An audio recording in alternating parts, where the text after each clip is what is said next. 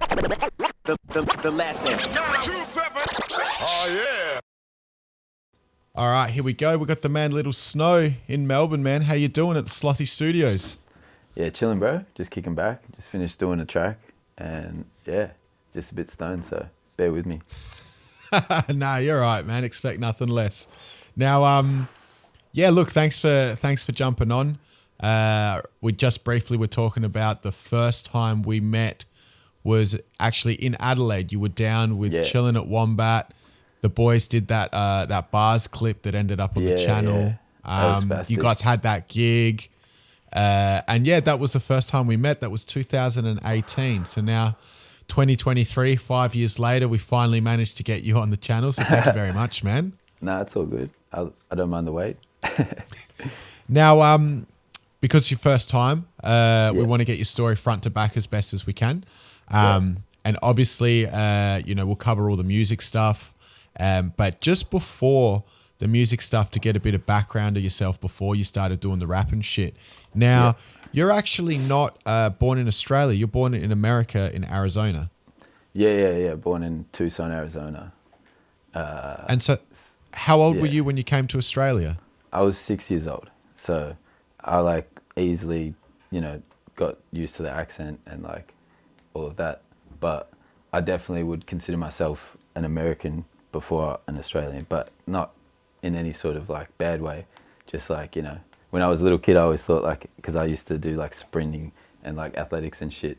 And so I always thought if I ever got to some national level, I'd definitely choose to represent the US. But, nowadays I just don't give a fuck about nationality or whatever. Now, when you've moved to Australia, did you first move to Melbourne and you've been in Melbourne ever since? Yeah. So moved to Melbourne because my mum was born in Sydney. She was raised most of the time raised in Sydney, but did high school in Melbourne. And then she I don't know, she was doing shit at zoos and stuff. And my dad was also working with zoos, and they met up in America. And then they had my oldest brother in America, then they had my middle brother in Melbourne, and then they had me back in America.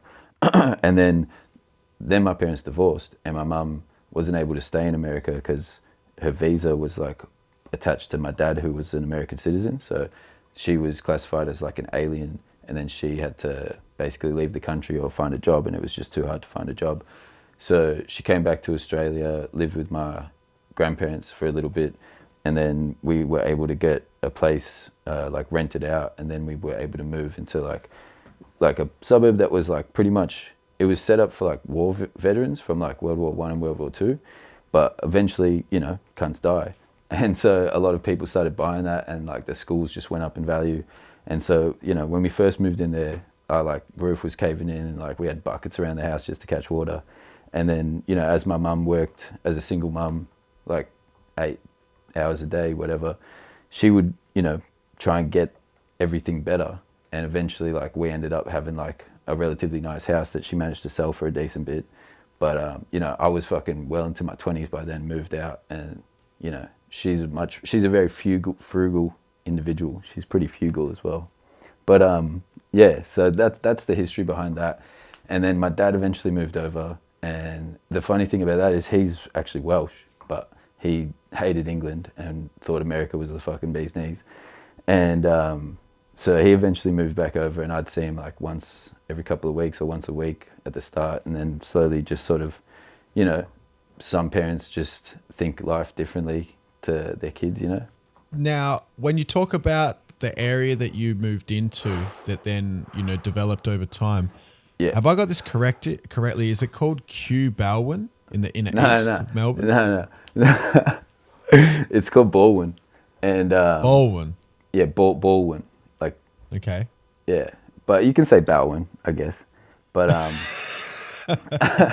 yeah, and then Kew is the neighbouring suburb. It's not right next to each other, but it's 15 minutes on the tram. And okay. Yeah, so the suburb's always been nice. It's on the east side, it's not a real bad suburb or whatever. But it's just that over time it just got, it's 20 minutes from the city. it's like there's parkland around. Like if you understand what the fuck raises property value, then you know people look for certain things to buy in. You know, you don't want to buy close to industrial estates and shit. But yeah, so like it wasn't like I was raised in the fucking hood or anything like that. But you know, anybody who knows anybody, you go to fucking a Macca's and you meet some cunt, you don't know what school he goes to. That cunt fucking might be the hardest cunt that you've ever met, bro. But you got no idea that he actually went to fucking a grammar school and the motherfucker's parents are fucking both lawyers or some shit. You know, like there's backstories to everybody, but it's not always what they put on, right? But yeah, so you know, my mum would work all the time, right? And I only had one parent at home. So by the time I was in high school, I didn't have to go home. There was nobody home calling me up being like, you got to come here right now. And even if my mum did say that, it was like, what are you going to do? Like, come over and like belt me? Like, nah, like I didn't come from that sort of a family. So I will admit, like I was a pretty disrespectful, you know, stuck up little kid. But at the same time, it wasn't like I got, you know, pocket money and allowance all the time, especially once I turned into a teenager. And it was like, you got to get a job, you got to get a job, blah, blah, blah. And I was just too concerned with like being whatever was fucking gonna get me in trouble, right? And so, you know, you end up crossing certain tracks and like finding different people around your neighborhood and stuff that know other people from other neighborhoods. And like, it's just, you know, the way I grew up was just more diverse in a sense. Like, it wasn't like everybody in my neighborhood was a certain something, because the majority of the neighborhood was white, yeah? So if you didn't necessarily feel like you fitted in with the Aussie blokes, you just had like, I guess like a much more diverse group of people than just say they're all from one specific area. And so I would have like lots of mates from lots of different backgrounds, and that would sort of take me to different parts of Melbourne and shit. And so I never really felt like I was like even like a Melbourne cunt. Like I always just picked up different bits and pieces from like different cunts that I'd meet up with and stuff. Now you're growing up in the inner east, yeah, which isn't a bad area, but then in your teenage years, I think when you were around 16, 17, there was an incident where you got stabbed.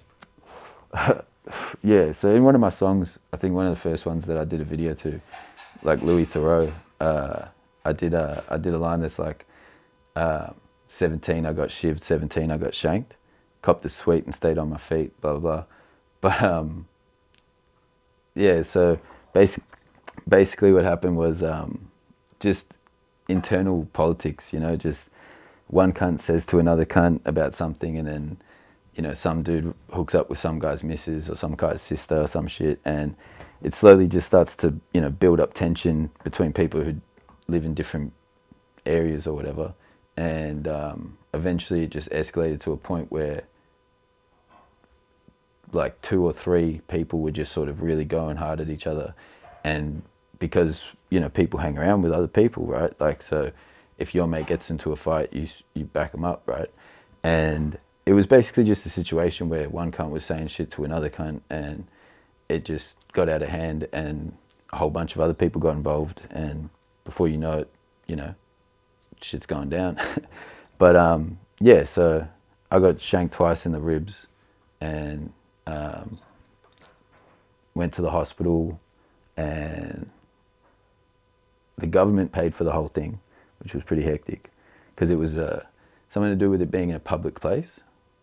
But yeah, and they wouldn't let me get out of the hospital till I took a shit and they examined it, and I was in there for a whole week, so I didn't even take a shit for a week, bro, because the knife went through my lung and into my liver, and it like cut my liver open and shit. So they had to make sure that there wasn't any internal bleeding or something.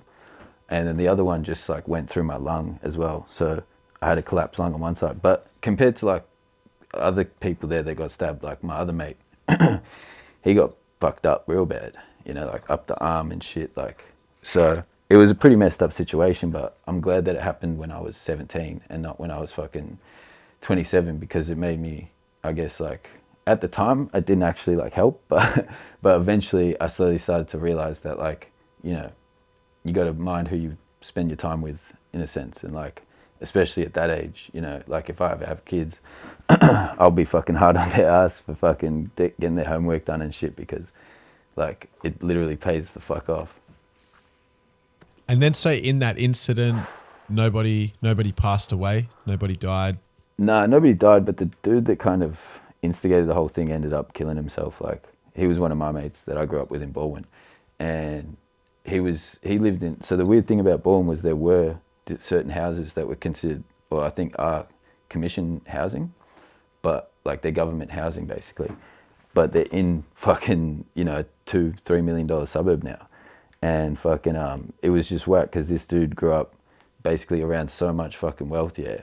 But his family was fucking, you know, struggling hard, and it must have been real interesting or like difficult for him to try and battle with that whole situation. Like, why does this guy have so much more than me, you know, when I'm just doing the same shit that he's doing? Like, but he was battling with some bad demons and shit, and he ended up fucking killing himself in a bad way. Damn. And did anybody go to jail or anything like that over the stabbings? I got no idea. The lesson. 927. Oh, yeah.